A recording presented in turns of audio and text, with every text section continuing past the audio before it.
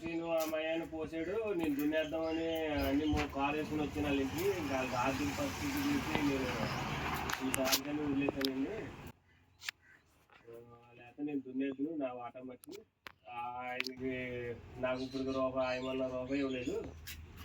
మీరేమో ఏదో ఒక 5,000 20,000 ఇచ్చానని చెప్పాడు. నేను తీరా 7 అయిపోయినాము మీకు ఇచ్చానని చెప్పింది.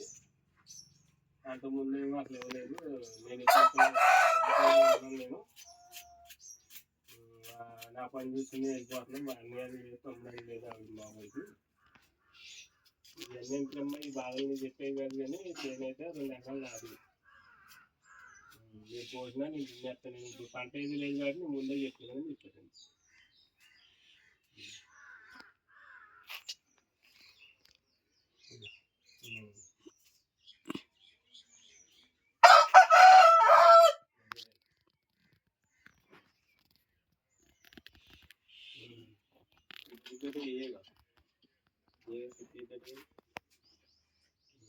లేనపోయినా మనకు వద్దండి. అది ఎవరో తీసుకోండి. అంత తాకలు ఎక్కువ మనం వద్దండి. అట్లా అలాంటి ఎత్తుదాంట్లో మనం ఆలోచన పెట్టింది. నేను ఎక్కడ తీసుకోలేదండి. చూస్తాను తెలవని గురించి వెళ్ళా అది పెట్టాను చెప్తాను. అమ్మ వద్దండి బాబు పాల మొక్కలు ఇప్పుడు ఎక్కువ అయిపోతే మనకి దాన్ని దిగుబడి రాదండి. మొక్క కొంచెం వాళ్ళ ఎక్కడ పడదండి. చాలా బాగుంది. తగ్గిద్దండి. కవులు కోసం వచ్చి దుక్కులు అవ్వాలి. కవులు కూడా తగ్గిద్ది. మనకి మందులు తీగుతూ ఆడటం అవ్వాలి. వాళ్ళు ఎకరాలు లెక్క కొట్టేస్తారు.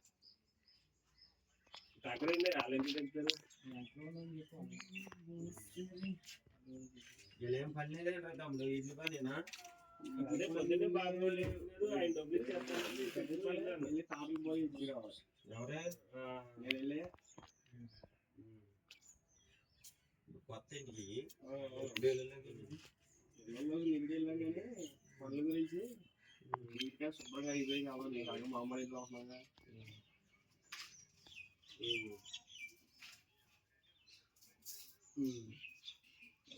డోలు పెట్టి కరెంట్ పని చెబుతాయి అంటే పని ఏదైనా కాలాల్లో పడమనంటే మనీ ఇవ్వాలైనా 2 రోజులు అయినా మనీ మనకి బాగా మనల్ని